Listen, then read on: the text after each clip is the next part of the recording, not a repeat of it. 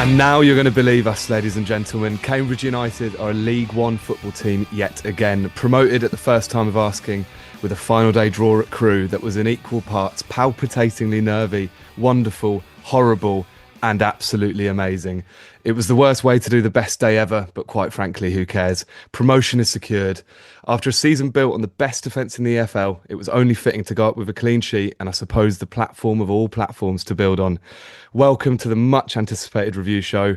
As you might expect, it's a bit of a bumper episode today. My voice is just about recovered and I've got some jaded but smiling faces in front of me.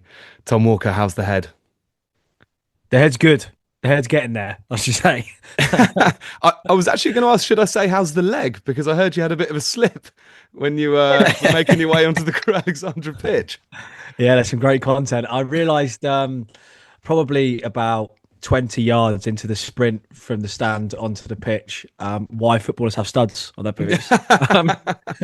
Because what they do, is they actually walk to the pitch. I don't know if you're aware of this. And it makes this, obviously it allows you to play really slick football because it's quite a greasy surface. There's obviously been a lot of chat about running through this year. The Cambridge half dominated much of the early year pods. My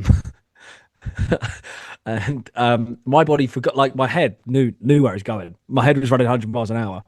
My body couldn't quite keep up. And mate, it's an electric turn of pace.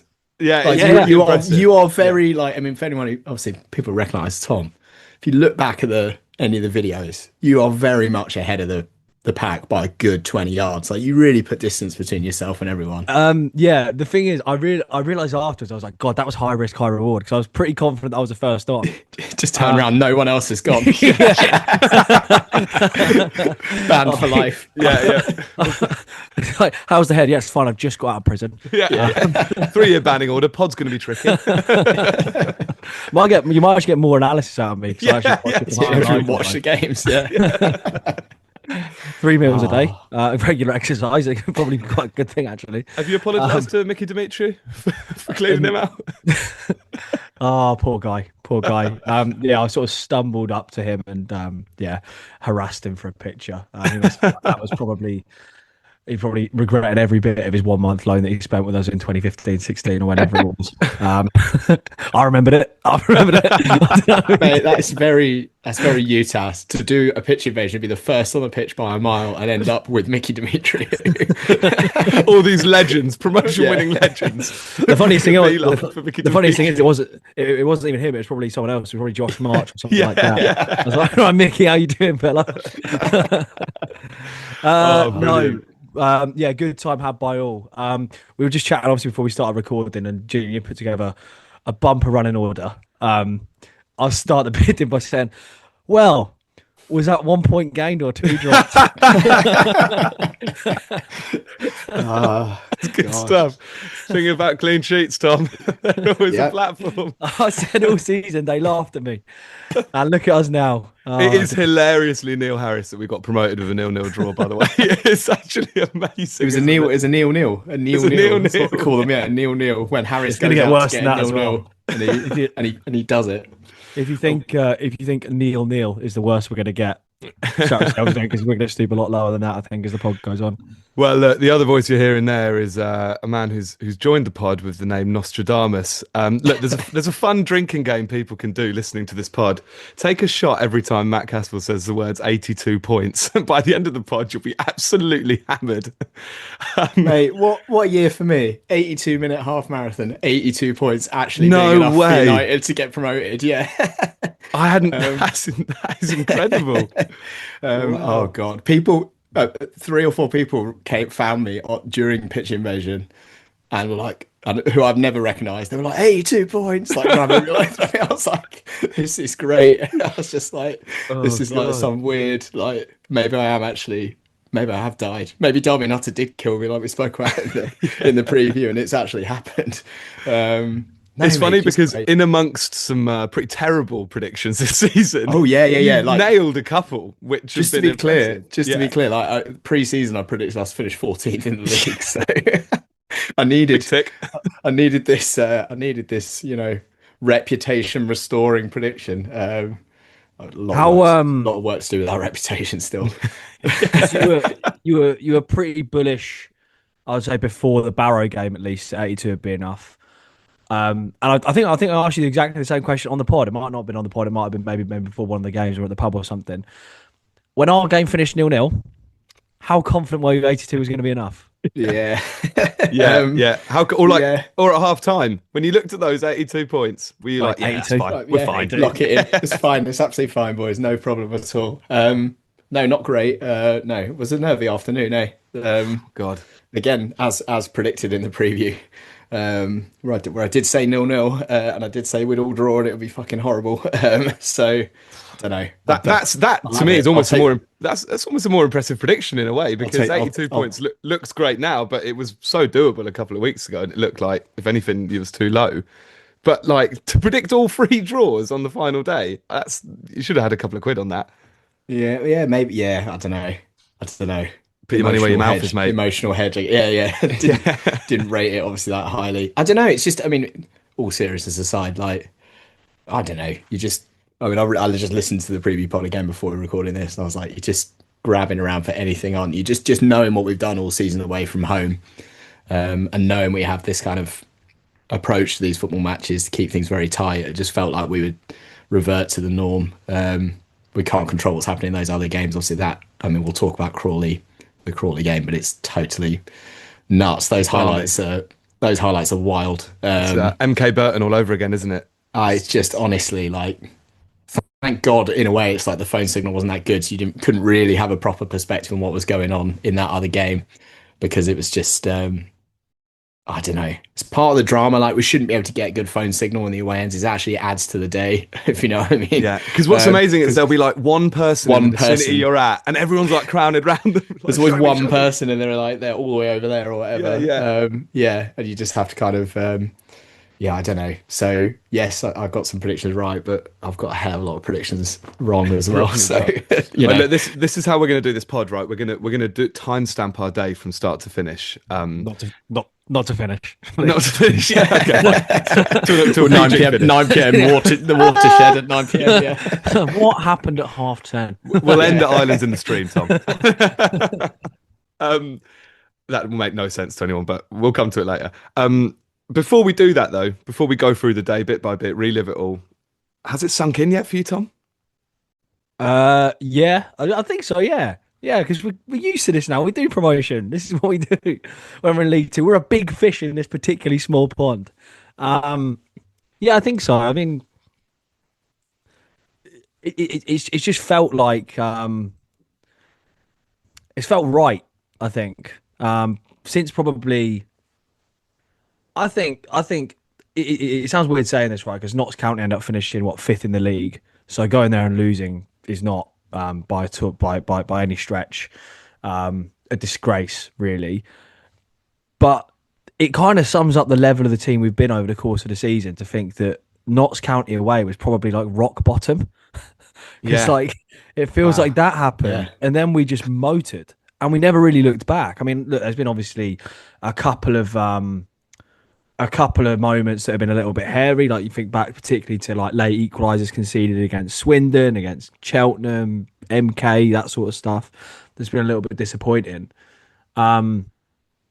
But when you think of like the level of the team that we've been pretty much all season, and like even the start of the season, like it's easy to kind of misremember how it was. I mean, we weren't awful at the start of the season. Like, we were okay. Like, we certainly weren't good, but we certainly weren't bad. We were just inconsistent, weren't we? More than anything.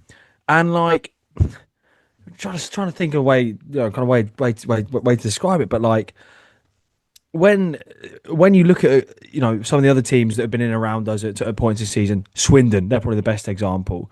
And we thought we were bottling it, right? And we thought we were going to fall a little bit short, and we were really frustrated, and we were getting, kind of quite irate when we were conceding late goals and that sort of stuff. And fair enough, because it's obviously not the nicest thing to watch, but it's what it is. And for us, like, a weekend, like an Easter weekend, where we probably should have won both games but didn't win either, was like a disaster. And Swindon have gone from being, in about 6 weeks, have gone from being like title contenders to finishing 9th. And there was never any danger of that with us. Like, you never felt like that.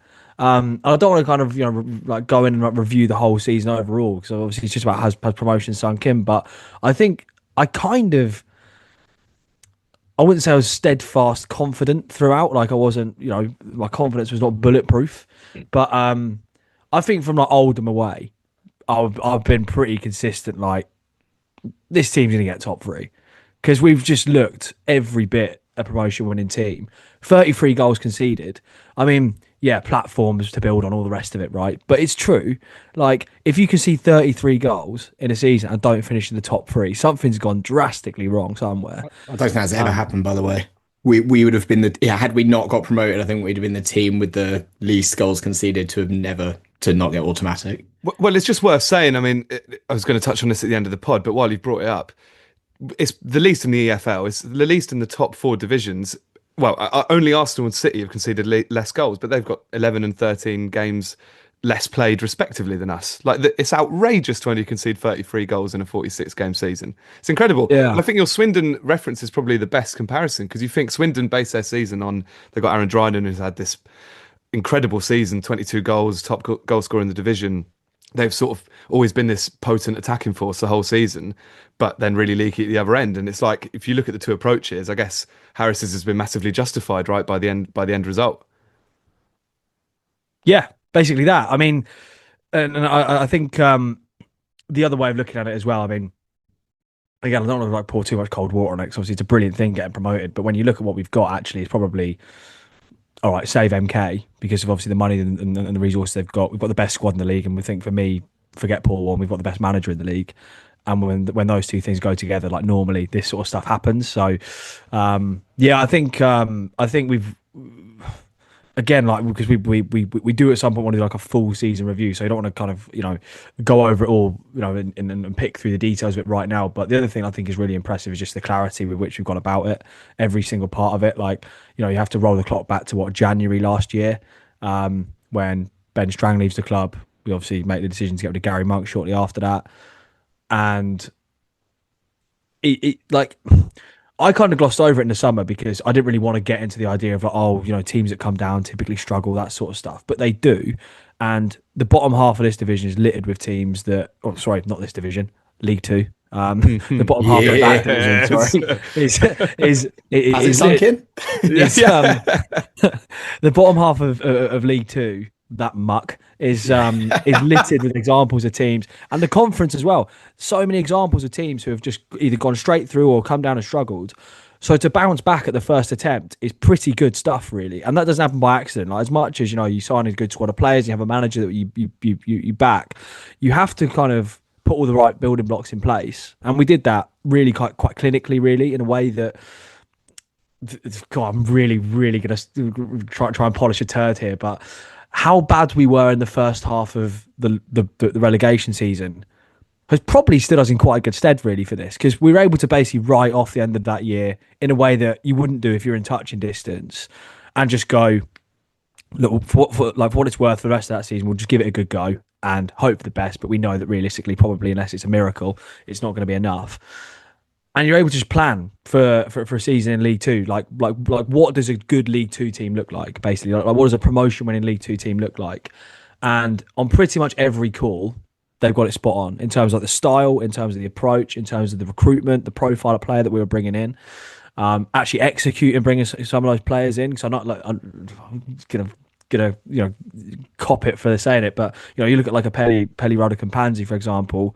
That's an eye-catching signing, and to be able to pull it off, I'm sure there would have been other teams in for him, and you can talk about his impact and obviously the season that he's gone on to have. But to bring someone like that in the door was a big statement of intent early doors. Same goes to people like Don Ball, even like a Purrington, who's not really played that much.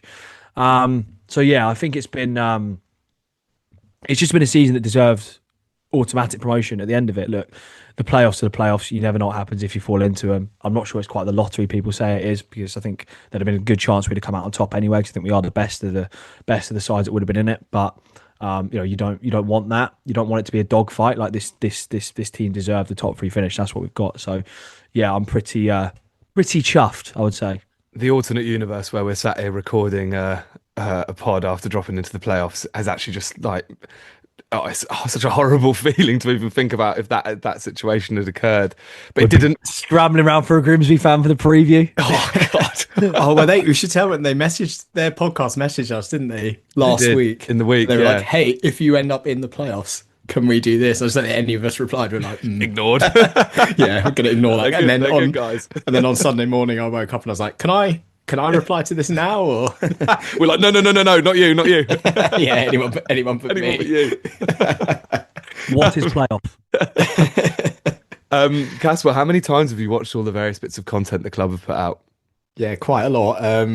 All the videos, all the photos, all of it is brilliant. I think, I mean, you've got it in the running order later. Nothing is better than Neil Harris's speech in the press in the dressing room afterwards. Jesus now. It's just, I think there's a bit because I watched it back this morning very diligently, pod prep / the 100th time I've watched it, and I'm pretty sure when they start laughing at Liam Bennett, Harris says, "How old are you?" As a joke.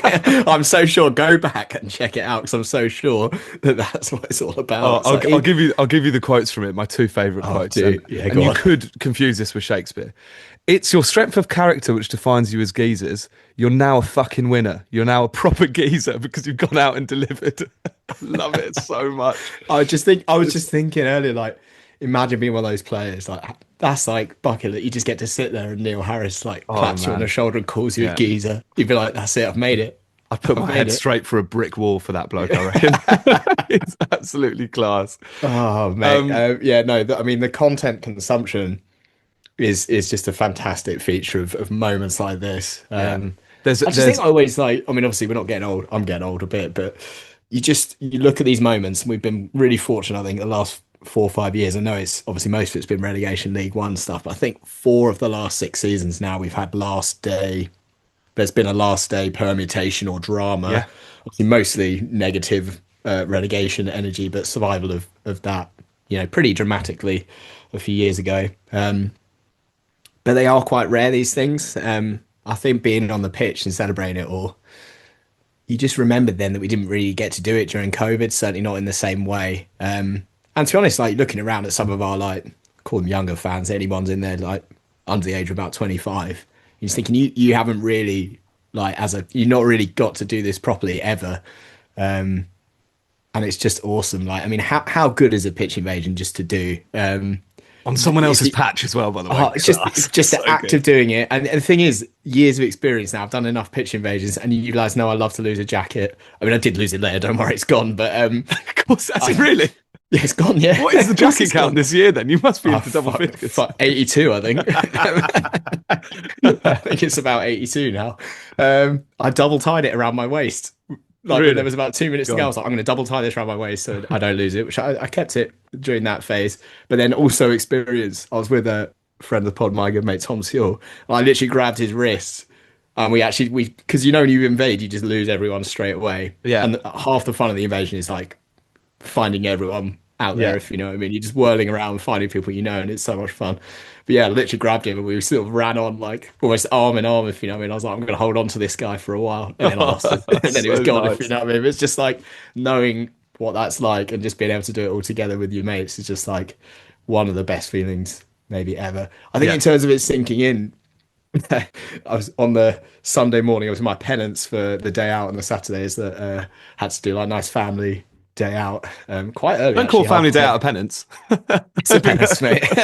It's a penance when you're that hungover. Yeah, fair. It's pure pain. But we were just sitting in the car driving, and I was just like, "Oh, Luton are in League One next year." And my missus doesn't care about football. I was like, "Oh Luton." You just blurting out Luton in the car, random, blurting out random place names. Leighton Orient. I was like, "Oh, it's gonna be great. It's gonna be so good." It's amazing. I think it takes a while this though, because I always you live it and you experience it and it's amazing, but it's not anticlimactic. But we've been going to the football for months and months and months, up and down the country, all this travel, this organisation, stuff to look forward to. Like, football is great, I'm sure, for all of us because it adds quite a lot of structure to life, if you know what I mean. It's like sort of calendar, your whole diary's sorted for 9 months because you know where you're going to be and what you're going to be doing. And when it all ends, you just sort of, you don't feel empty because we got promoted, but you're just like, oh, it's over. Like, you just sort of, I've spent weeks and weeks, and we've joked about it on the pod, like, it feels amazing. Like Oldham away, you're flying so high, and God, we're absolutely smashing it here. We're totally flying. Then you have a few wobbly results, and you're looking at the other teams around you, and you're suddenly thinking like, I just want this over. Like, I just want this to end. Yeah, Just get yeah. this done. You just We want to don't know the wanna answer. I You want to just know wanna what happens. Yeah, yeah, And yeah. then it all materializes, and you're like, oh, I kind of wish we had more of it to do now. Yeah. If you know what I mean. So you I just know. go on this crazy emotional roller coaster. But I'm just so glad that we've got what we were all looking for. I think Tom's totally right. I mean, to be fair to Walks, all season you've been pretty bullish on our chances all the way from the start, in a way that I certainly wasn't. And certainly back in September, October time, just before we swung it around. Well, look, I say we'll swung do. it around. Yeah, Yeah, yeah. We're gonna do a proper, proper season we'll do review. a proper review pod. Well, we'll go back over all our predictions and stuff, but it's worth saying, Tom had us by far and away the best of all of us. I think you had a sixth, did you, Tom, in pre-season? I'm pretty sure. Yeah, yeah, Even that's right. even that was too conservative. Even you were wrong. Yeah. Yeah. Yeah. Look, let's go through our day, lads, because there's going to be so much time to talk about all these different things. But I want to relive the day. Let's Can I tell you start. now? Can I tell you now? I legitimately woke up at 3 o'clock in the morning. I couldn't go back to sleep. Really? Do you want to hear about the first 4 hours of my day before we all met? Or... Well, look, no, let's start 8:30 a.m. at Euston Station. Train full of United fans heading up to Crewe.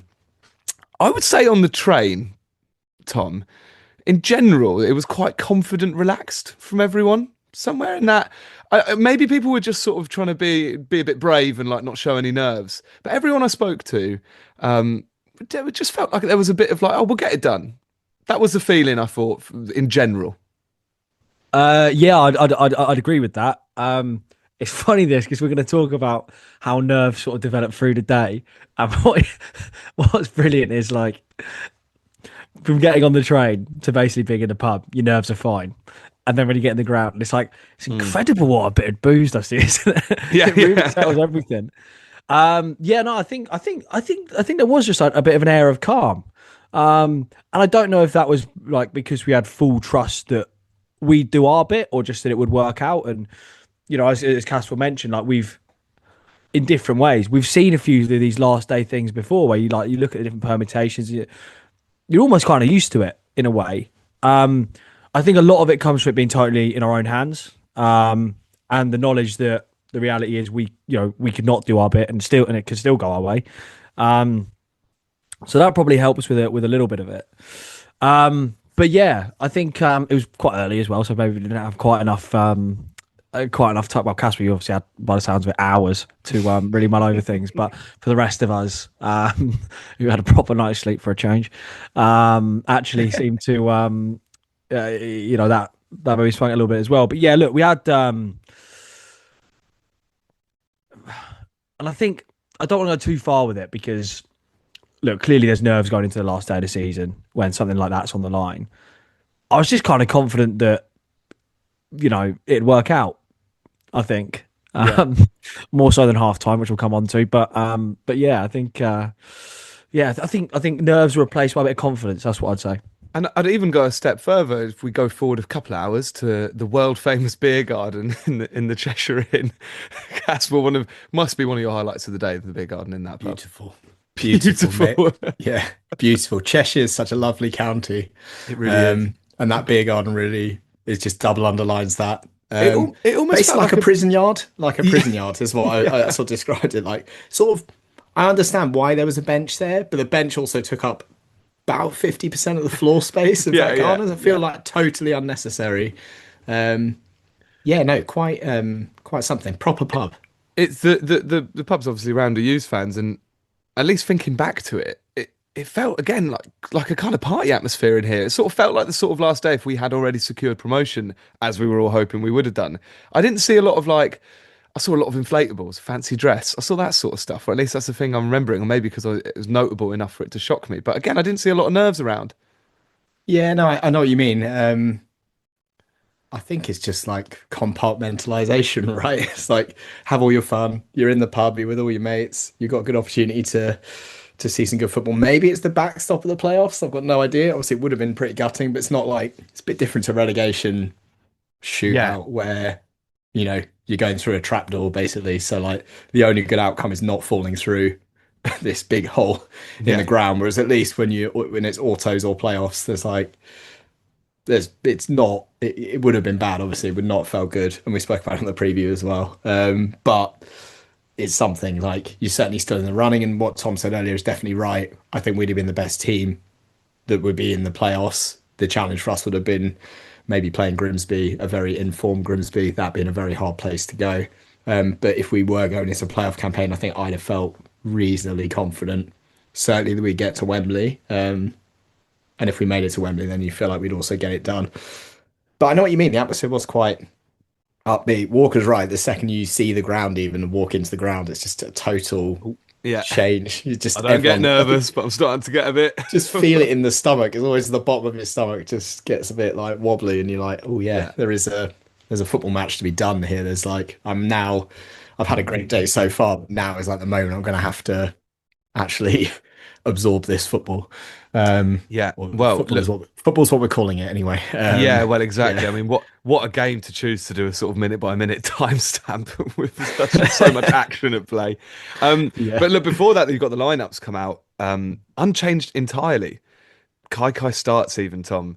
Is this the ultimate Harris bluff? Also worth mentioning, no Lavery on the bench, which I think we were kind of all expecting him to be there just in case, but clearly he's actually injured and Kai wasn't. But from Harris's presser that we spoke about on the preview, he seemed very I don't know, he seemed a bit more concerned about Kai, Knight and Watts than clearly was the truth, I guess. Yeah, I think so. It's weird though, because like you call it a bluff, but like in him saying I'm not going to reveal anything, it kind of told us everything we needed to know. True. In a way, like looking back on it. Yeah. The only real surprise that Lavery didn't start the actual game, to be honest. Yeah. But yeah, I think I suppose that's one of the things that gives you a bit of confidence, really, isn't it? Because that's like a bit of a boost, to see that sort of thing, even if it didn't maybe like play out in the way that you might have liked it to, and Kai's impact on, I guess, maybe wasn't quite what he might have hoped for. It does just reassure you a little bit that like, okay, this is the team that we're looking for. This is the team that we wanted. So yeah, it's good and it's right that we keep it under wraps. But yeah, it's reassuring when these guys are back. You're right about Lavery. I mean, look, clearly it's an actual injury, right? So you can't just push him on the pitch and be like, just score. But you can. Yeah, as well, we've done it several times this season, arguably to our detriment. Obviously, not a proper geezer, mate. Yeah.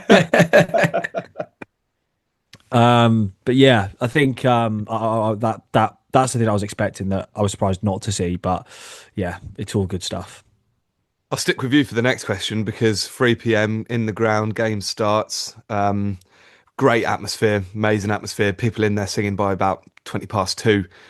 Casper, we were actually stood together, and obviously we tried to get in there nice and early. We were like, "My God, this is so boring!" Like standing there for half an hour before kickoff. Who does that? Yeah, what are you supposed to do? Yeah. It's boring, mate. But I mean, you were singing a few tunes but you're trying to stave off the nerves and stuff. But it wasn't helping at all. Just staring at the pitch like an empty pitch for half an hour before the game started. Tom, it does feel a bit weird talking about like a lot of the details and the intricacies of the match action, considering we got the job done. So I guess in the end, it doesn't really matter. But 4 at the back again for the first half. What is it that you think Harris sees in changing to 4 at the back? Do you think he just simply sees it as like you've got an extra player, an extra attacker to push further forward? He sees it as a less sort of defensive way to start a game? Because I just see it as I see us as a much weaker team every time we play the system. And I'm pretty sure it's 4-4-2, wasn't it, first half from my memory? Or like Kaiko was playing right off Apparet from my memory. Yeah, I think with these things, like realistically, it probably looks a little bit different when we've got the ball compared to when we don't have the ball. So, you kind of interpret it the way that you want to, I suppose. The 4 at the back against 3 at the back thing is it's an interesting one, and I would genuinely like to hear. Obviously, look, post match on Saturday probably wasn't the right time to have the discussion, but I would genuinely like to hear his explanation of it. My guess and what I think I see is that I think we've given up a little bit of control when we go to 4 at the back. I think that sort of run between when would it have been sort of like November through to basically Harrogate away. which obviously was when he switched to four at the back, and it backfired quite spectacularly for the first time. Our success and our ability to win games was basically not solely down to, but in large part down to basically controlling everything through structure and through shape, and just being able to keep things tight and literally in games not conceding shots at points. It was quite ridiculous at times, and then just backing that you can maybe find a little bit of quality when it's needed to go and win the game, and that's what we're able to do against like Warsaw at home is the obvious one, where like you keep it tight and then just within about 5 minutes Ben Knight changes the game, and basically wins it for you. And there's similar things that have happened on a couple of other occasions through that, but what you couldn't rely on was our ability to basically go out and win the games, even though we were doing it a lot. Like, you didn't feel it was necessarily like it's sustainable because we weren't creating enough chances, weren't creating enough. And I think that by going to four at the back, what we have become, I think, is a more creative side. The Easter period is probably the best example of it. I think we looked much more threatening and have looked much more threatening against Grimsby as well. I don't think again that we're going to lose, so it's maybe not the best example of why we should be four at the back, but or Harris maybe thinks that. But we create a bit more in that game than maybe we might have done earlier in the season. So I think there's a bit of that. The other thing that we probably need to keep in mind is that it's just what he knows. Like, it's just what he's always done throughout his career. And it doesn't mean you have to be totally wedded to it. And I think one of the things that we've been most positive about, and one of the things that we praised most throughout the season, is Harris's ability to be flexible tactically, and the way that he's changed to a system in three at the back, which actually now we prefer, that we know he doesn't like or hasn't traditionally liked, and make it work basically through necessity or through just needing to change something. And that's what he's got credit for. But his career has been built on four at the back. And like, you look at his Millwall teams, that sort of thing, they were similarly very solid. So I think more than anything, it's probably just a case of it's what he knows best. It's what he feels most comfortable with. And in a game like that, of that magnitude, where, all right, we didn't actually do our job in the end. We actually didn't do our bit. Other teams kind of helped us out with it. But where, you probably revert to type a little bit in terms of how you want to set up and sort of how you want to approach the game. You basically don't want to overthink it too much. I think there's a little bit of that, to be honest. But I think tactically and in terms of like the impact it has, I suppose at the top of it all, I think it makes you just a bit more creative. And if you want to go out and win a game of football, then that's what you need to do. And I guess what he would say is, like, we started that way, and in the first half an hour, we've won a penalty, and Apparatus straight afterwards should put us 1-0 up. So I guess his point might be, it kind of should have worked, really. We should have gone in 1-2-0 up at half time, and then kind of game plan justified. But yeah, it'd be really interesting to hear from him what he thinks, because I think your point on control is absolutely bang on. It just feels like teams are able to overrun us a little bit more in the middle of the park when you've got, especially when you're playing Pelly and Ball in there, who I don't think, this is definitely not the time to really go into that analysis that we've done loads of times this season, but they're maybe not the most mobile pair going when you don't have a Hoddle or a McLaughlin in there. And I think lacking a player in there, it just allows them to find pockets of space in between our defence and midfield that when we play five at the back, you just don't see quite so rarely. But yeah, you're right. The other side of that is probably the chance creation, which the four at the back did. We did do it, right? And let's start there, Casper. I mean, 3:25 p.m. I've got it down as penalty. First of all, do you think it's a pen? Maybe a touch soft? It's soft, isn't it? I mean, a tale of two penalties, one given, one not given, which I know we'll talk about later. I know which one looks like a penalty. I'm not sure it's the one that we got. I don't know. It's technically, I think it's one of those where if that contact happens on the halfway line, you get a free kick every single time, because Kai gets wrong side of his man, drop shoulder, does really well. I think it's one of those you don't often see given as penalties, because refs wave it where they'll be like, hasn't crossed the threshold, if you know what I mean. And I sort of agree with that approach to refereeing, if that makes sense, where even though it isn't in the laws anywhere, there should just be a slightly higher litmus for what is a penalty versus what is a free kick in a harmless bit of the pitch. But obviously that's not what the rule book says. Let's give Neil Hare some credit. Hey, what guy? Maybe he's desperate to give it. Prove us all wrong. He's a pod listener, for sure. Just rent-free in his head. Come on, Neil. I'm not so sure it was a penalty. Maybe justice played out in that case. Should Ben Knight have taken that penalty? Yeah, well, what do you think? Should he? Because that's a lot of the chat. Like, why is Knight taking it, having missed against Grimsby? My personal view before, I'd love to hear He your take. scored like 6 or something, 5 though. Really think good 5. penalties. Yeah, in like quite high pressure situations. So like, Correct. I think people miss penalties because no one has like perfect conversion on pens, if you know what I mean. I think it takes a lot of character to step up and do it, particularly in a big game. I think I want to see him wanting to take it. So I don't have an issue with it really. It wasn't a great penalty. That's the only problem, isn't it? Is like, I think the last two, obviously, if you come out the Prem Academy, that you see a lot of interesting penalty techniques. I guess I just think he's trying to sit the keeper down without actually doing the due diligence on sitting him down. If you know what I mean, twice in a row, it's like I'm not smashing these. I'm not hitting these hell for leather like untouchable bottom corner, top corner vibe. It's more, I'm going to give the keeper the eyes, like you see so many players in the Prem do, and then just roll it. And it doesn't matter that it's not, like, I haven't hit it very hard because the keeper's on his arse or he's gone the wrong way. Both, I think, have been attempts at that. Neither has been particularly well executed. For the last time this season, I don't have my coaching badges, so maybe I'm talking absolute nonsense. I got no idea. But there is a just sort of, I don't know, there is an alternate logic. We just think, like, don't know, get someone to smash it, like just give it Gibbo and just watch him like smash it. Eastwood, I was joking. I was like, he scored the winning penalty at Stockport. At Stockport, I was I like, bet he's lobbing it down the middle. But there is a serious point to be made about that though, because I think, well, it's like protect a young bloke, right? Because if you put a senior pro up and he twats it and the keeper saves it, you sort of shrug your shoulders and go, well, at least he mullered it. Do you know what I mean? I think then the narrative becomes, why didn't you let Knight's your penalty take? Has been all season. There's a couple of things on it, right? And one cast was mentioned there, which I fully agree with, is that like you do want to see Ben Knight wanting to take that penalty. Agreed. And it's one of again, like speaking of things that we said throughout the season, one of the things that we've praised him most for, particularly since sort of November time, is like this just obvious like desperation to have the ball. And that's a really good thing for a player in his position, and actually I think for someone of his pretty low level of experience, a really quite rare thing as well. And I said it, I think it was on the pod last week. Like, you want to see Ben Knight showing a bit of arrogance now, like he's obviously got the quality. Like, show everyone, like tell everyone like how good you are, and if you're shying away from a penalty, like it's not a great start to that. But the point I'd make is less about who the taker is, and it's more about the approach. Like, high pressure situations, keepers dive. They just dive, like just ram it down the middle. I suppose AFCON final might be one example where that didn't happen, but just twat it, just kick it really hard down the middle, and even if he stays still, like you might hit it hard enough that it just sort of goes past him anyway. So there's some balance analysis for you. Just bang it down the middle.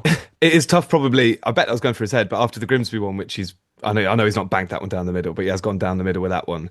To then do it again the same week after. I'm talking absolutely middle it. I'm not talking. Well, maybe then you would do what Gibbons then, if that's your game plan, isn't it? It's just like I want James Gibbons doing a run up from the other penalty area onto it, and absolutely. Can you imagine if Knight had Panenka'd it? Oh my god! Keeper just throws his. It'd have gone in. It'd have gone in. It would have gone in. We've done the keeper dive. They dive every time. If it's late in a game or a high pressure situation, the keeper will dive one way or the other. They will, because if they stay in the middle, they look like a twat. So just kick it hard, or just kick it down the middle. It's the same mentality for the taker, because they're thinking, I don't want to put it down the middle in case it gets saved, because then I look like a twat. So they always pop it in the corner as well. So it's kind of like a double bluff situation, isn't it? Anyway, look, Penn stayed out. It felt like it sucked quite a lot of energy out of the away end. I do think it wasn't obviously a turning point, because it didn't turn out that way, but it felt like the moment the afternoon suddenly got like really like real. It was like all that party atmosphere you were talking about. It was like, right, this is the turning point now, because you are just, because of how football works, you are just so certain. I was so confident in the next 5 minutes we'd be getting the notifications through that Salford or not, so something has gone on at one. Do you know what I mean? I was so sure that would be the next thing that was going to happen.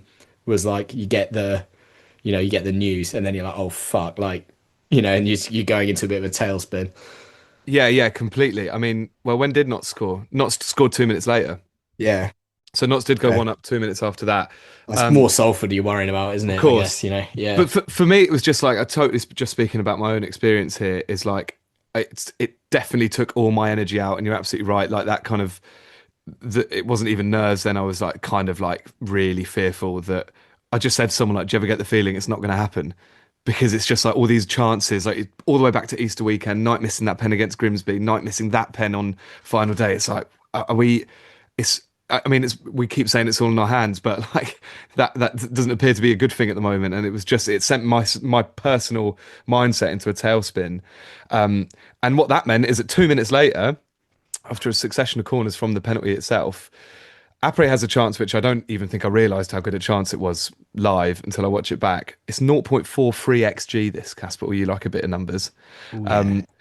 He just kind of looks like he doesn't know what part of his body to go with. Is kind of my thinking. It's on him a bit quick, right? Watts is a really good back post header from Watts down, and it's just a bit of a mess in there. I don't think it's easy to say like, oh, Shane Lavery would have Lavery would have scored that, because it is just a bit of pinball down there. But I would agree that the one thing that's missing is like Apre's got to be having a shot on target there. That's even exactly if it's even if it's a really messy one, like you just nudged it with your toe and it trickles towards goal. You have to angle that. Lavery's shooting. Lavery's getting a shot away in that situation. And if you're inside the 6-yard box, pretty strong chance you're going to be hitting the target. If you hit the target, pretty strong chance of going up in the back of the net, or it's a goal line clearance. So I think that's just the missing piece for Apre there. Is just not really getting any contact to even send it goalwards from that position. Probably just shouldn't be happening, basically. So I don't know. I mean, obviously we'll do it more on end of season pod, but kind of summed this season up the afternoon, I think.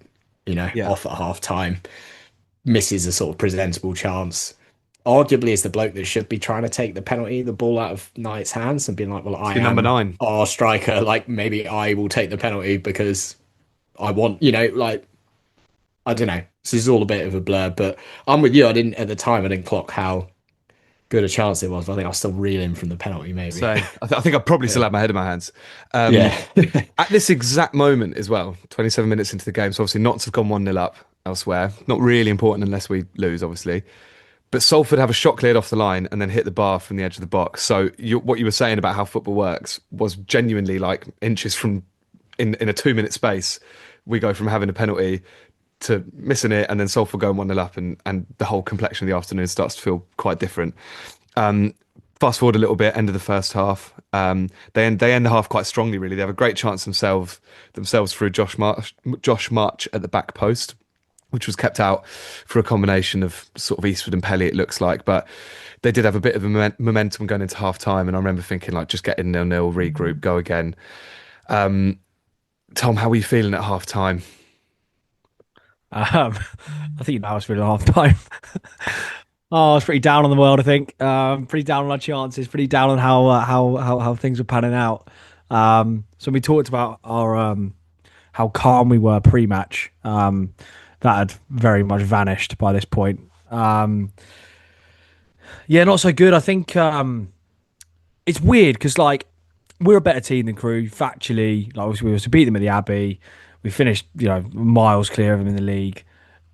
But it felt like we just like relinquished any control we had on the situation. It felt like with the penalty miss and not being able to make the most of one or two, relatively presentable chances shortly afterwards, it's just like, oh God, we've blown it.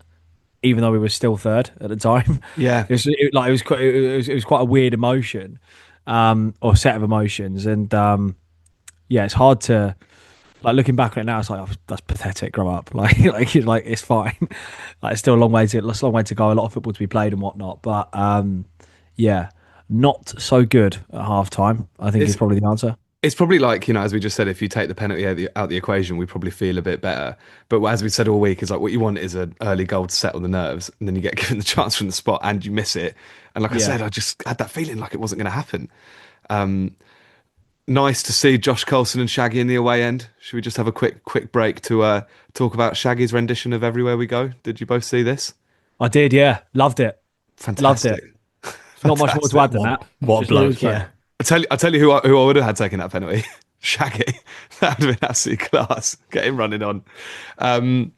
Absolutely brilliant moment. To see that at the time, don't think I could quite enjoy it as much as I can on reflection, though. 4 o'clock, second half starts. It's really hard to pick out any moments from the second half to talk about, really. We only had one shot in the second half, a blocked night one, before the 95th minute. Before that flurry, obviously, in the last minute of the game. We have one shot, and it's blocked night shot on the edge of the box.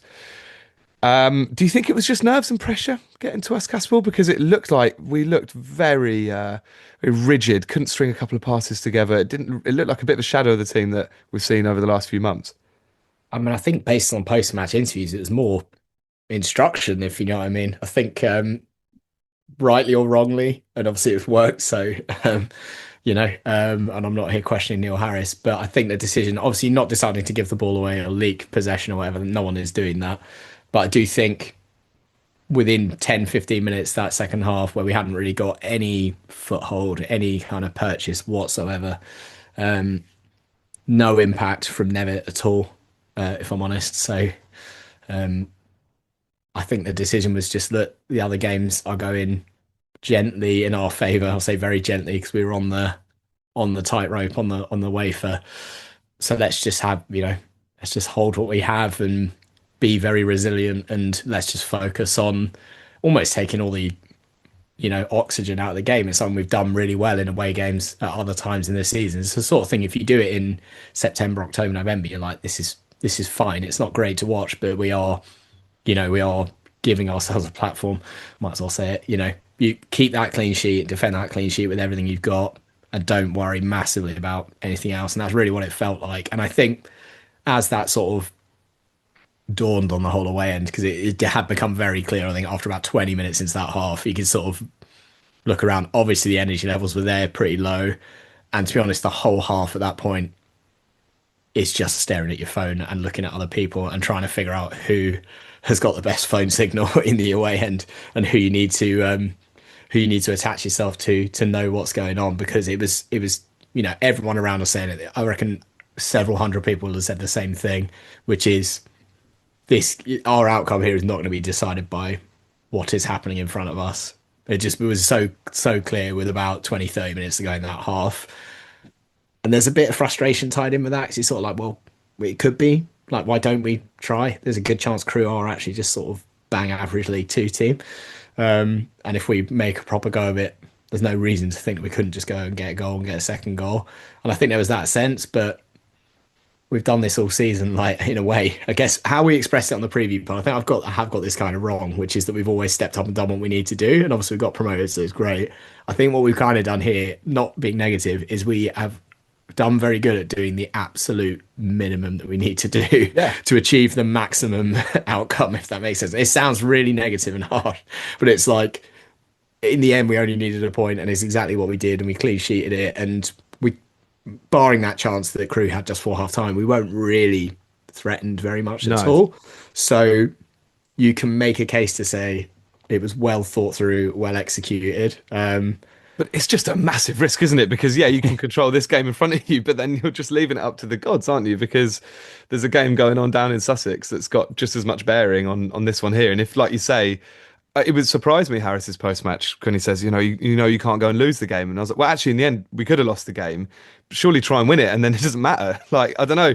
But I guess his plan, it felt like, especially in hindsight, was start a bit more attacking first half, try and get the lead, try and get a goal or two in front, and then probably at this minute, like, hunker down if everything's going our way. And hunker down is probably an exaggeration, to be fair. But like you say, we bring Brophy on, we go 5 at the back, Crewe have 58% possession, but no shots on target in the second half, despite maybe being on top, and we couldn't really string much together. And like you say, we never really got ourselves a foothold in the second half. But I do think there's a lot of instruction in at least focusing on soaking up any pressure and just making sure we don't lose the game, really, and giving us, I guess the calculation is that's going to give us the best chance going.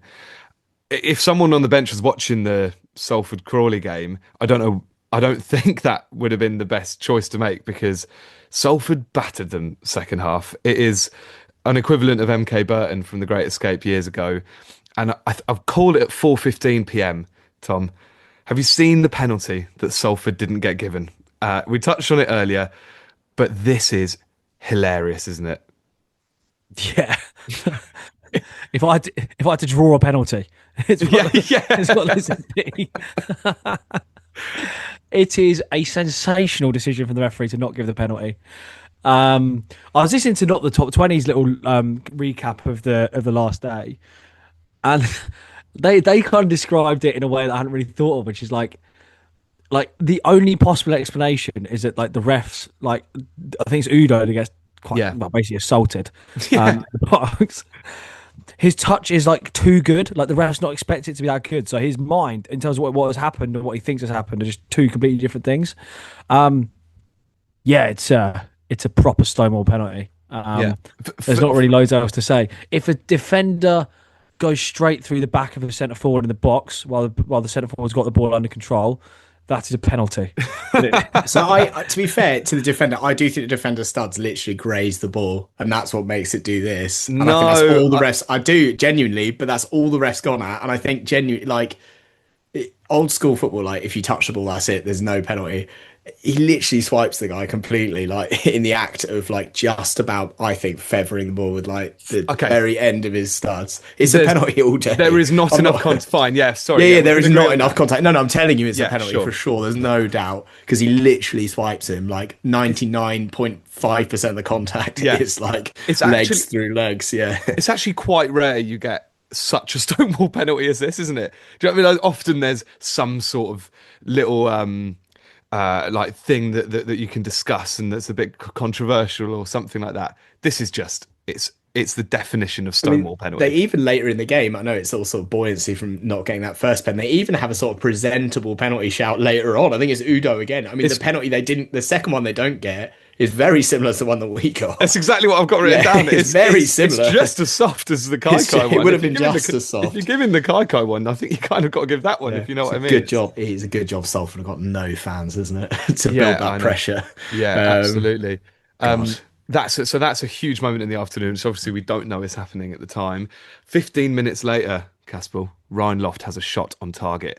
Now it was around here that someone's flash score in the away end went off that Crawley had scored. I think this happened a couple of times in the afternoon. Actually, someone's very trigger happy on the old goal button for the goal notifications. But I think someone's phone flashed up that Crawley had gone 1-0 up, and there was a flurry of user going around the away end. And Caspel, is it true that I heard it was actually Lofty that scored? Well, scored, probably. Yeah, I heard this too, but I didn't really realise. I was just excited that Lofty had a shot on target, and I was just loving it, mate. So I just thought I'd sing about it for a while, you know. No, you always get one of these, don't you? On these days, there's always a phantom occurrence. Yeah. But you kind of, you know, it's head and heart in the head. You're like, well, don't react until you know. But then if everyone thinks that, then no one's going to react. So you just kind of got to go along with it, I think. So yeah, I got sent by the you know the fake goal, the non-goal. Yeah, but I do just think it's excitement that the flash scores, you know, the button pushes. Obviously, just seen Lofty and how majestic and potent he is. It's like as soon as he pulls his foot back, he's like, "Yep, yep, that's there's no world where that isn't going in." But yeah, no, I mean, obviously whatever it was, it didn't even make the highlights, so can't have been up to much. No, well, I mean, at this point, Salford are battering Crawley. It's worth saying. I mean, 65% possession, 1.15 XG in the second half, 9 shots, 3 on target. They hit the bar again around the time Lofty has that shot on target.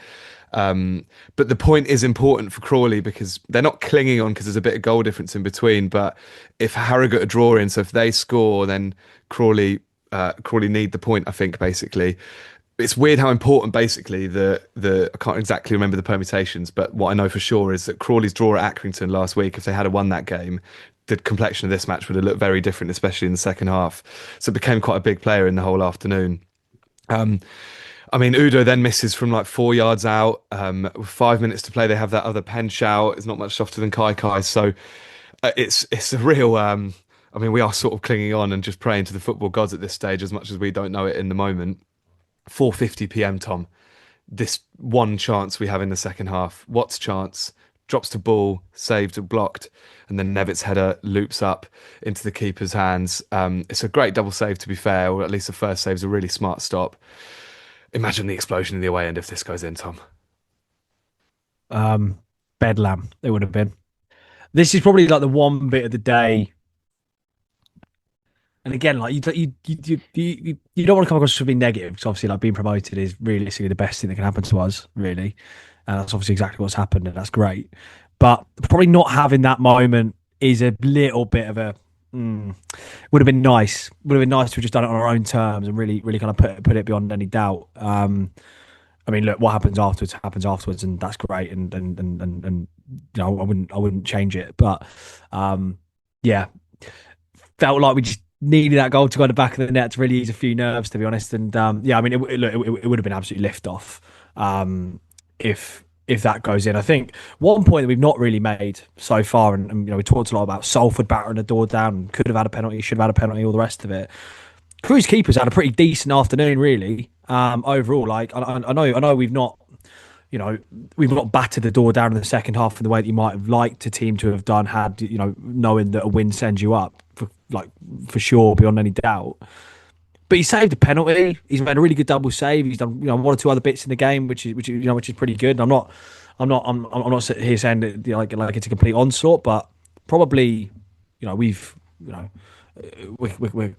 of looking at that Salford game and how on earth haven't they won? Like, probably there might be a little bit of that from us in a sense, probably not as strongly, but yeah, I mean, it's one of those where like you do have to credit the keeper a little bit with it. I don't really think it's like the Apre one in the first half, for example, the penalty, where it's like we should do better there and we should score. It's a really good reflex save for the first one. The second one's probably even better, and yeah, when you talk about like, is it going to be your day? Is it not going to be your day? These are the moments that sometimes make you think, might not be our day. Yeah. But yeah, I mean, you're just willing the ball in the back of the net at that point. Like, you really are, because you're just thinking, no doubt, was it 94th, 95th minute, like late in the game, you're like, just do it this way. Like this would be the perfect way to win promotion. The perfect way. The way we did it was pretty good in the end, and I enjoyed it. But this would have just put the ice on the cake, or put the cherry on the top of the ice, on top of the cake. If balls wanted to hit the back of the net, because of the way the ball drops to him, yeah, there's the perfect like from the crowd, and if that hits the back of the net, your captain as well. Yeah, it's perfect, isn't it? Yeah, a little bit. Anyway, didn't happen. Doesn't matter. Full-time whistle goes at United. One of the most. It's always unique and it's always bizarre, but when the full-time whistle goes and everyone's just like, right. Okay, so now we just stand around and wait. And there was 2 minutes left, I think, in the Salford game. Didn't feel like that. It felt, honestly, it felt like the second half had just started at Crawley. Yeah, I realised I was near someone who was looking at Bet365 and, like, you know, the pitch when it goes across, and there's just one moment where it's like Salford possession, and I was like, oh my god, well, it's happened. There we go, ruined it. Salford just got the ball on the halfway line. I realised, like, looking back, that I was like completely frozen. Like, I was standing in my spot in the stand, and I stood next to a friend of the pod, Josh Parker, and he was like, he went to see you. I could see you at the front, Tom. And Josh was like, I'm going to go down there. I think I basically made my first appearance for Cambridge on Saturday. Yeah. Walker busy doing a few stretches. He's doing a few plyometrics, getting ready for his burst, mate. He's just getting his old smartwatch out, just getting the old Strava going. Yeah. Oh, it would have been such a good Strava. You should have done that. Would. Oh, that's it. Next time we pitch him, mate, I'm Stravaing that. Yeah, that's so good. But I realised I was just like totally frozen to the spot. Josh kind of said to me, I'm going down the front, you come in? And I just like grunted at him. I was like, I've never been so superstitious in my life that I was like, if I don't move at all from the position I'm in, nothing's going to change and we'll go up. Clearly I was right. What were your experiences, Casper, with that final whistle going?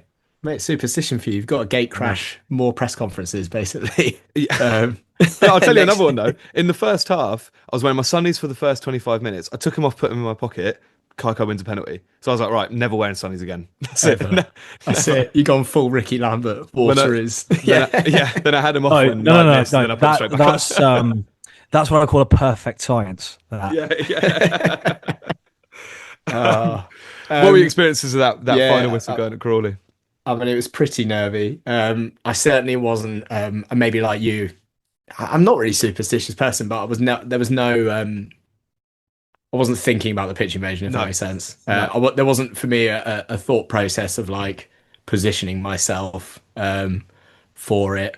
I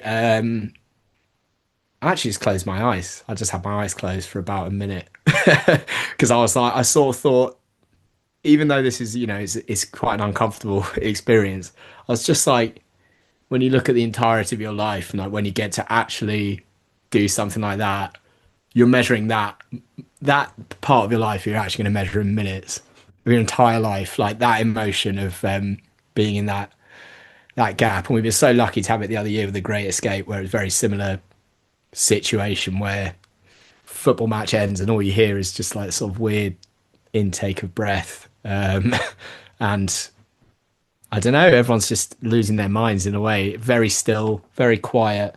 I just sort of think, even though it's obviously it's not something you want to bottle up and have, it is just kind of a weirdly unique experience that you get to have.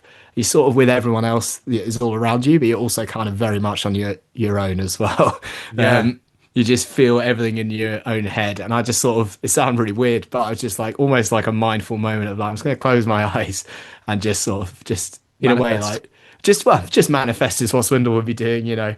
But it wasn't like, I was just hoping. I just stood there. I was just like, not just for me and how much I'll enjoy it, but just like for everyone and everything everyone's been through and all the miles and all the players and squad and everything. You're just like desperate for it to happen, to know how good it will feel. And it's just something kind of really nice about, like, obviously at that point you're very, very close to it.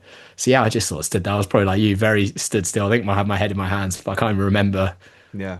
And you're just waiting. And it is a long time, because it's just something you never really get to do in a football ground. It's just hanging around. So, and it's such a strange thing. It's like there's like this powerlessness, which obviously maybe we always have as fans, but if the game's happening in front of you, you feel like there's like 0.1% of what you do as a fan can affect what happens. But when then that stops, but you're all standing in the ground, you're not watching anything, and there's this eeriness of just waiting. It's such a unique moment as a football fan.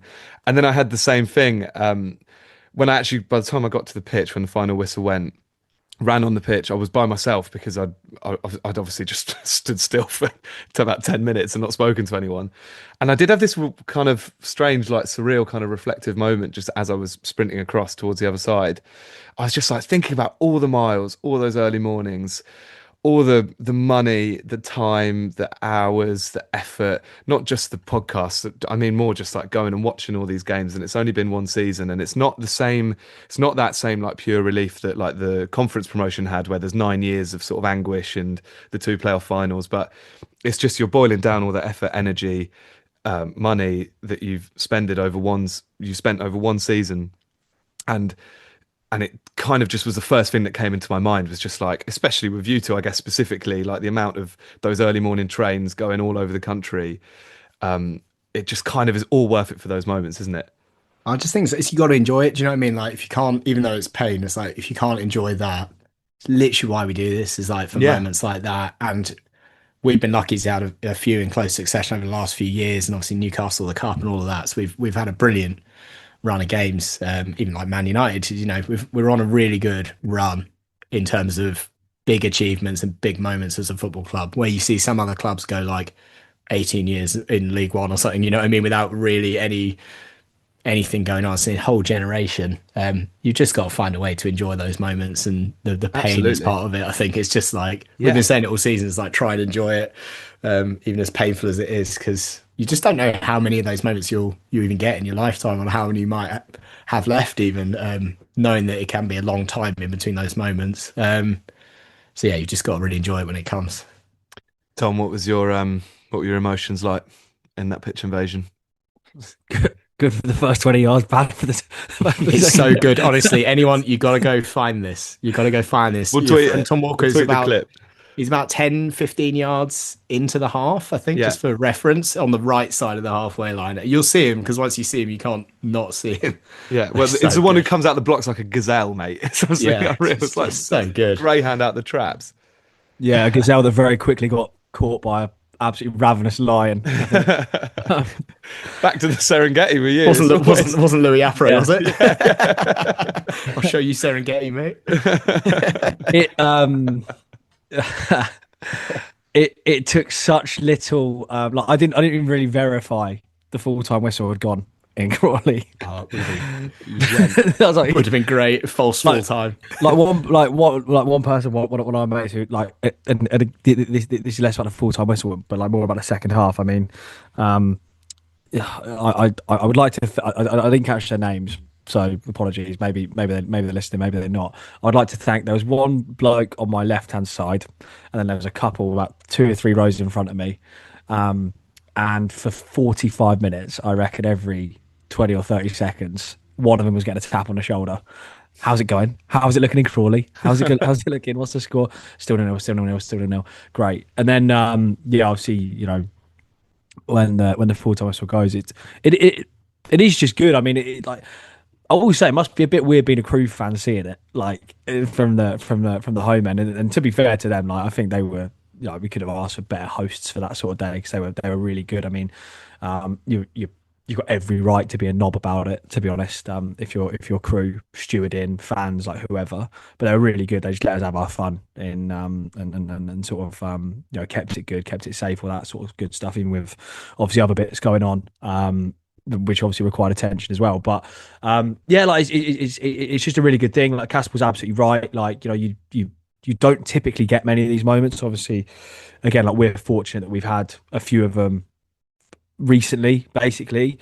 And like just thinking this as well, like you hear a lot of stuff about like everyone's got mates, everyone works with people who support Spurs. Spurs are a bad example, obviously at the moment, but Arsenal, Liverpool, whoever, Man United traditionally from like around Cambridge way, who have no connection to the club, like really, other than the fact they're a good big Premier League team, glory hunters, call them whatever you want, right? And there's a lot of resentment towards that, and I'm kind of starting to think like I'm actually glad that sort of stuff exists, really. And I'm glad that there's like a much more sizable part of the population that go and just support a big team with no connection to it, who don't follow it, who don't go to the games, who don't do the yards, who don't spend the money, all that sort of stuff. Watch them on the telly if it's on, but they could be doing something else in the background, and for 90 minutes it doesn't really matter. Because I think when that sort of thing, like when you speak to someone who supports a club in that way, when you talk about like how you consume and how you support and you follow Cambridge, it's like you're speaking a different language to them because they just can't understand. They just could never understand it. They could never understand like that for us to win like one game would be better than them winning 10 Champions Leagues, for example, because you don't have the connection, you don't have the involvement that like with the club that us as fans and obviously everyone listening, everyone going has. So you do just like appreciate that moment a little bit more, I think, because you think about that sort of thing. You think about I mean, like last season was obviously a grind. Like let's be honest, and and even like going back the year before that, like it's not been great. And no, let's not pretend that we've been sat in League Two for like 20 years. It's been a grind. We've been waiting for this moment for like forever because we haven't. We bounced back at the first possible opportunity, but at the end of quite a lot of difficult days supporting the club, or relatively difficult, because obviously the club's been through worse than a relegation from League One into League Two, but nonetheless, like disappointing to have that and just have it confirmed in the way that it should be confirmed as well. I think that's the thing that I've been happiest about, I think, with the way that it's all kind of gone in the last last 24, 48, however many hours since, is just like, I just think as a club, from every angle, the people involved, whether it's the players, the management, the ownership, the fans, who, I mean, I know that players talk about the support and the fans in every interview. They've been brilliant. They've been right behind us, that sort of stuff. But it shouldn't go unnoticed that like our home support has been basically sell out every week, and it will be next season every single week. Our away support has been phenomenal in terms of the numbers all season. The amount of away-ins that have been sold out, like, gets to the point where you're joking about being worried about taking more than 1,000 away from home. But like, that has been something that I've never seen. Sporting games, and realistically, it's never happened. We've never had this volume of away support. We've never consistently sold out the home areas of the Abbey on the scale and with the regularity that we have. And it just feels like from top to very bottom, what we got was exactly what we deserved. And I think you tend to get that in sport. Like, it's obviously a really meritocratic thing. Like, it's rare that over the course of a season you feel hard done by. So if we had finished fourth, you've got yourselves and yourselves only to blame. And obviously there's still then the playoffs and stuff like that, so it's not necessarily jeopardy of the highest order, but it would have been disappointing. And I just think we deserve to go up as one of the best sides. We deserve to have one of the best sides playing for us as fans. And yeah, that's what we got. That's obviously quite a lot to think. Where just on Thought that all while you were my flat on your ass in the centre yeah, circle. Yeah. Wow, you did all that whilst you were sprinting onto the pitch. Incredible. I must have banged my head What a so much. mind. That was a lot. That was a lot more reflective than I would have been capable of on Saturday morning. But yeah, just a really good thing. And yeah, I just think let's do it all again next year, shall we? Yeah, let's do it again, shall we? Yeah.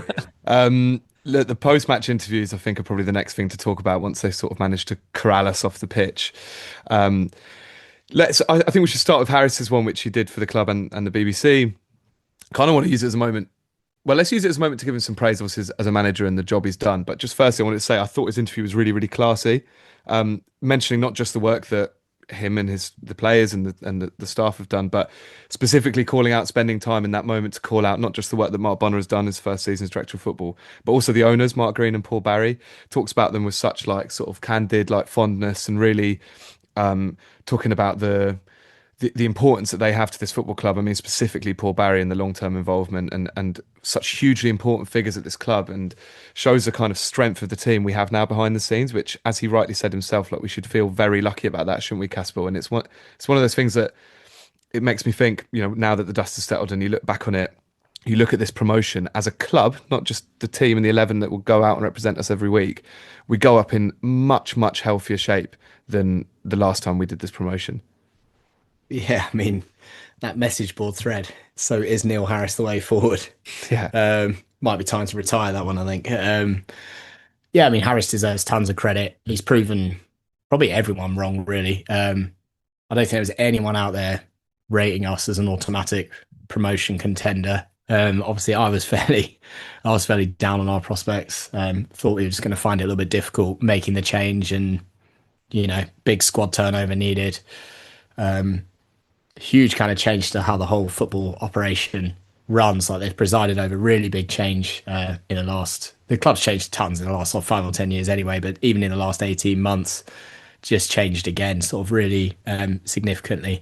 As Tom said, some of the stuff we're seeing is stuff that I just never thought would happen in terms of like the revenue, the sellout crowds, like all of it is just kind of crazy. But always football, there's all this off-field stuff, and we're doing it so well, and we've been really consistent for years now. But at the end of the day, like, a winning football team is what is the whole point. It should be the whole point of everything that's going on around the club, is like to have those moments, and what we did on Saturday. And that's all come, Neil Harris just deserves a ton of credit.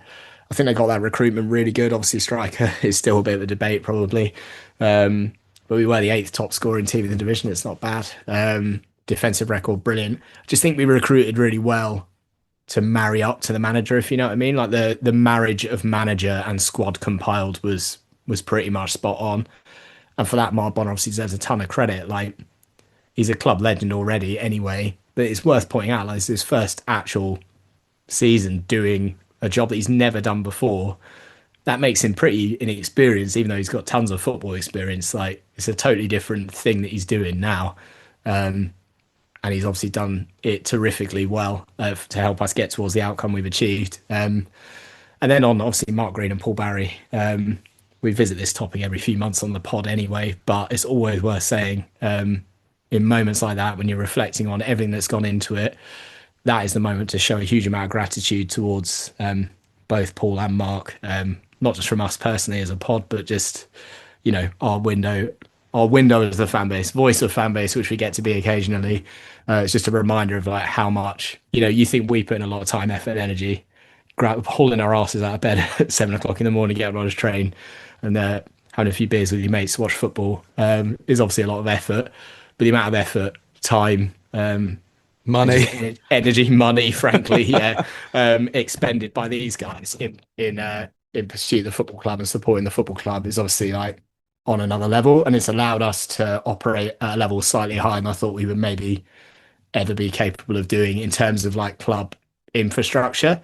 And the hope now, obviously, and we'll do this in more detail definitely on that end of season pod, will be the big challenge for us as a club now next 5 or 10 years is how do we become a sustainable, steady League One football club. That is our big next challenge, but it's just such an exciting position that we're in, and all of them deserve credit. Harris, Bonner, players, staff, Mark Green, Paul Barry, everyone involved, frankly, has kind of all come together to make this result happen for us. So hugely grateful for all those people. And yeah, let's go do it again next year. Let's do something fun next year, please. It'd be great. Maybe win something better than a little plate next time. Maybe the little plate was it's like a little shiny. Oh, the Virtue. The Virtue. Virtue. That's probably been the big elephant in the room that we've not addressed this season. Really, our embarrassing performance at that competition. Been too focused on this bloody league stuff. So now that presumably promotion and hopefully relegation is going to be at the back of our mind going into next season, let's focus on the big stuff. Let's get that big cup run. Yeah. Love that. And that cup specifically. Yeah. It's worth just saying here, like, as we're just wrapping up the day, there was obviously a delay with the presentation due to the air ambulance that landed on the pitch. We hear at the time recording that the person in question has pulled through, so all our thoughts and wishes obviously go to them and their family. Players did eventually come out, lifted the little comical plate. How great were these moments at the end, Tom? I mean, I absolutely loved it. Like, each player one by one with this tiny little plate, you could tell they were kind of laughing about it, but still, it obviously symbolises so much more that it was all in good fun, wasn't it? Yeah, it was. Particular highlight for me was Shane Lavery, I think. Did his little hamstring thing just before lifting it. And the funny is maybe not the right word to use. The thing that, but yeah, funny actually, it probably is the right word to use. You thought it was real? I thought it was real. I thought he really done his hamstring again, but yeah, like it's just really good. It's funny, right? 'Cause it's a sort of thing that when you see other clubs doing this kind of thing, particularly when it's a situation like this where you haven't actually won the league, like you've just got promoted, you've been given basically just like a sort of like a token, like little trinket, basically. When like if I fast forward 12 months and the team that gets promoted in third from League Two, I don't know, like in Newport, let's give them that, something like that, and I see their players doing this, I'm like, it's a bit embarrassing, isn't it? Yeah, a bit tip-top. but when it's us and when it's our lot, it's just brilliant. I couldn't get enough of it. I really couldn't. I've done Crewe away a few times. There's been a couple of times where I thought I don't really want to leave Crewe at the moment, but that time I was definitely like, you know what, I could stay in this ground for hours just watching this. Well, we did. We missed our train home, didn't we, Tom? That's yeah. To say, Casper, you ran off, and me and Tom were watching every minute of it. Yeah. I saw it all, and I managed to get in that little shop on the corner and stock up, which is good. Smirnoff Ice in hand, genuinely, which is great. But there was a lot of running involved. I was basically on a full pelt to make sure. I thought, get home, get me back to London. Let's go to the pub instead. That did mean, because I was on the train with about 2 minutes to spare, I managed to run the length of the entire train with my Smirnoff Ice in my hand and see about 200 other United fans, which was quite fun. Basically just ran along the platform, just whooping and hollering. So that was quite fun anyway. Really good. I mean, in the pub, good choice from you lads. On the train, also a good choice. We had a good crew. It feels like we got like well distributed, and we ended up, everyone had someone to be with, which is nice. So we had good UTAS coverage across the board. I think that's fair to say. We've been told by our insurers we can't all travel together, because obviously if it goes down, then there'll be no UTAS left. So it's a public service, and we don't travel together anymore. We've got to all spread ourselves out. Yeah. Tom, do you remember meeting James Brophy's parents in the pub after the game? Yeah. They were lovely. Thank them for their son. Quite a weird concept, that, isn't it? Yeah, I think trust you to have made trust you to have made that quite awkward in the delivery as well. Yeah. I don't think I'd have articulated quite the way that I'd wanted to, which the way I'd have liked to have done it is just not at all. But these things happen. Sometimes you get carried away in the moment. I think the thing was, like, we obviously made a conscious decision, like probably about. It's realistically right. It's probably because the ground is like 5 minutes from the station, isn't it, in Crewe? Like, it's really, really close, which is one of the great things about it. As an away day, which I'll sorely miss next season. But not miss that much actually. But we made a decision quite early to miss the train. What I didn't realise was quite how long we might have to wait for the next one. Yeah, I think this is what galvanised me. I think, wasn't it like a 2-hour gap or something? Yeah, crazy? Yeah. So although to be fair, Tom, I don't think that was that big an issue. I don't think we cared that much. No, we had a lovely old time. Straight back to what we know. Straight back to the pub garden. which was absolutely glistening and basking in the glow of promotion. Yeah, not scenic, but yeah, just a really good, just a really good way to end the day. And then obviously we saw ourselves home with a nice rendition of Islands in the Stream, Tom, which a few people reminded us about on X, apparently on the same carriage as us. That's a nice thing to wake up to on a Sunday morning, isn't it? That can't have been us. That was that could have been anyone. Yeah, that must have been somebody else. I think. Yeah, they must have been mistaken us. It's quite a difficult case to argue that when the way that people recognise you is through your voice. It's not your singing voice though, unless you two are going to do a rendition now. Is that right? No, can't. No. Coconut here. You coconut clear only. Yeah. Look, to wrap up the day, because obviously I think that's about enough for our actual day. I think that's about what's broadcastable. I've got to give a massive shout out here to Matt Ramsey, who on the 27th of July 2025, obviously people listening will know Matt Ramsey for his brilliant coverage on X and obviously writes the match reports for undertheavystand.com. His predicted finish: automatic promotion sealed in front of a huge travelling contingent at Crewe on the last day of the season. Whole train compartments of Hughes fans celebrating on the way home. That's pretty remarkable stuff. And check this: player Ben Knight, if he stays fit for 35 games, pretty good.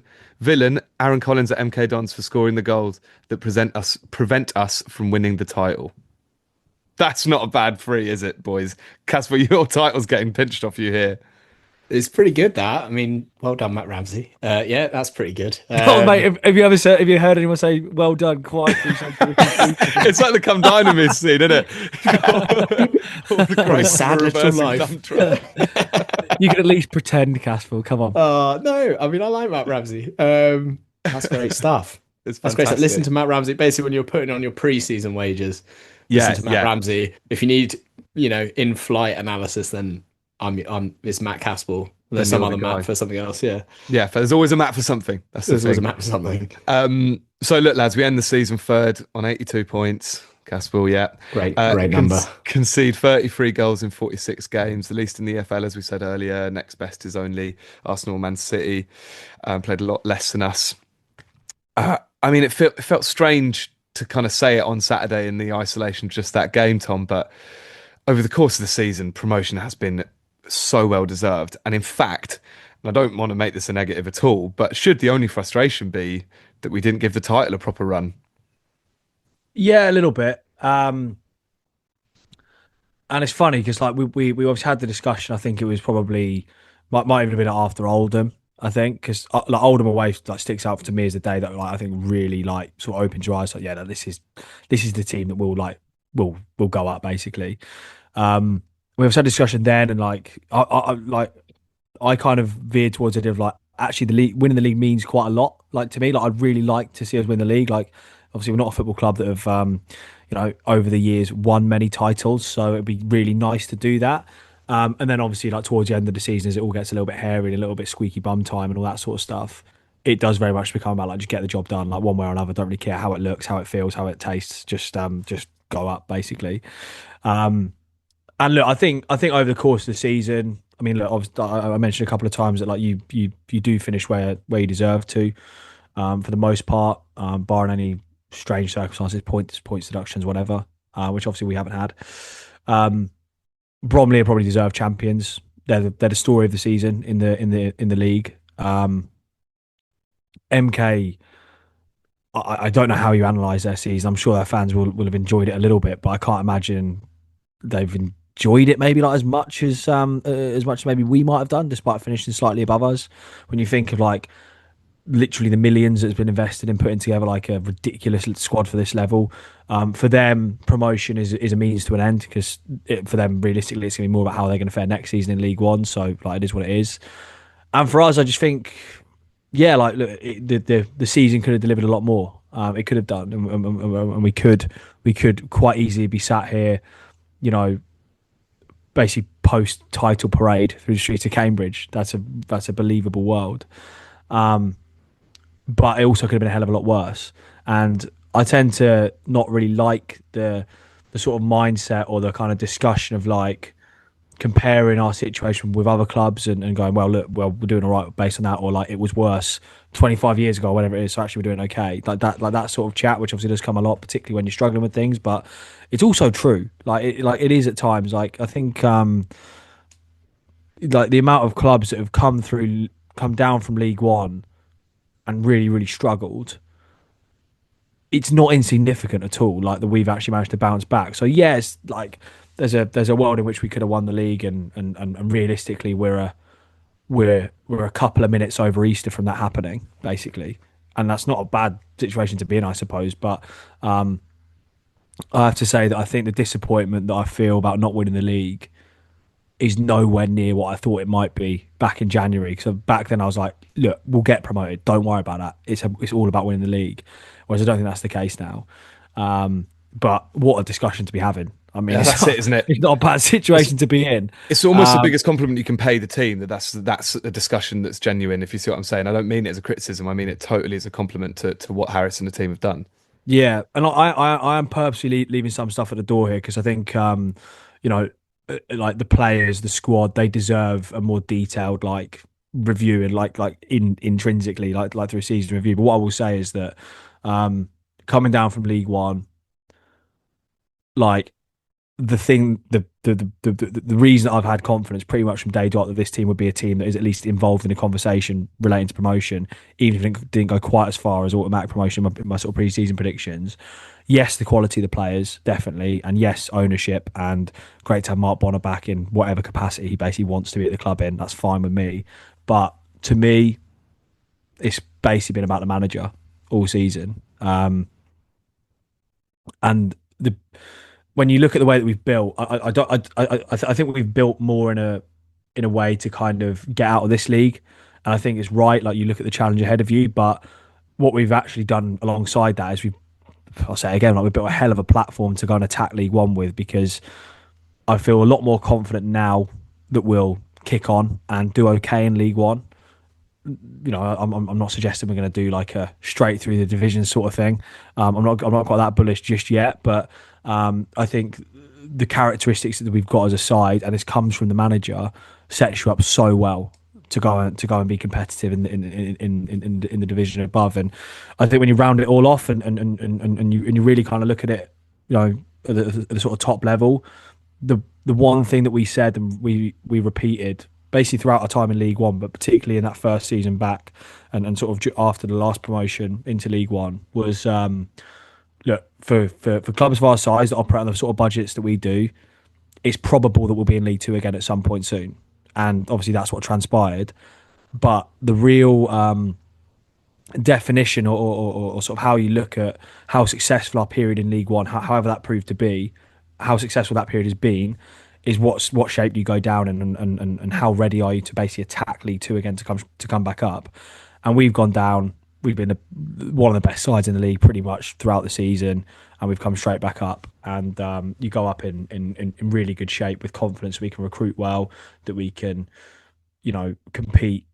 Maybe not across the course of a season, but particularly game to game with some of the bigger clubs that are in the division. And I think that's real testament to everyone involved, but particularly the manager, because I think he's the one that you know we've basically built around, and rightly so. So yeah, all good stuff. Yeah, well said. I think, you know, that point, especially about the shape that teams come down from League One to League Two in, notoriously, they come down in bad shape. And I think it's three-quarters of teams finish in the bottom half. Like it's quite drastic. You look at the other three teams who came down with us last year and the sort of seasons they've had, and that goes a long way to show how impressive this achievement is. I think only Port Vale last year were the first team to bounce straight back from League Two to League One in something like 9 or 10 seasons off the top of my head. So that just shows exactly the strength of the achievement. And then on an individual basis, it's worth also mentioning with Mark Bonner, that's his third promotion that he's been involved with at the club in 3 different roles. I mean, he is just an absolute club legend. Neil Harris's first promotion, only one other manager's won 2 promotions. That's obviously John Beck, going League Two to or what is now League Two to League One to the Championship. And it seems like ridiculous to be saying it in a way, but also not, that we'll look at Lincoln City as a model. We have to, and think that isn't unachievable for us. I mean, there's probably some ground expansion work to be done there to bring in some more revenue and et cetera, and all these things. But it's a model that's doable, and we'll look at it. And as clubs, I think that's kind of the inspiration. Maybe Oxford's another one as well, who spent some time in the Championship, and that's the aim for us. And Neil Harris will definitely think there's a project here to go and be the second manager to win 2 promotions with us. I'm sure of it. He's got the ambition. But for now, Caspel, let's just enjoy next year, because can I read you some of the names of the teams that we're up against? Mate, dude, a bit like my car journey yesterday, where they just kept popping into my head. I was driving the car, so I couldn't just stare at League One table and just I was having to do it all off the dome, off the bonds. Yeah, I mean, like obviously the headlines: Leicester City won the Premier League 10 years ago. We're going to play them in a league game. There are 10 ex-Premiership clubs in League One next year. Wow, amazing! Which is pretty big, outrageous. And 5 conference winners, I think, which is showing you how upwardly mobile the conference is as well. So, but yeah, no, Leicester. Let that one sink in. That's what I mean when you asked at the top, like, has it sunk in yet? I just don't think it does until like even the fixture list comes out and you're like, oh shit, right, Leicester in October away. Or something. You know what I mean? In October. Yeah. Please be on a Saturday, for God's sake. Please, how do we organise that? EFL. Maybe everyone who's emailing the EFL about Neil Hare. Can you email them now? Get back on the blower, get back on there now. You got an open line of communication now, so ask them to make Leicester on a Saturday. Then obviously Sheffield Wednesday, we've played them a few times, but huge club. Posh, Derby's back. Not Derby, the Derby.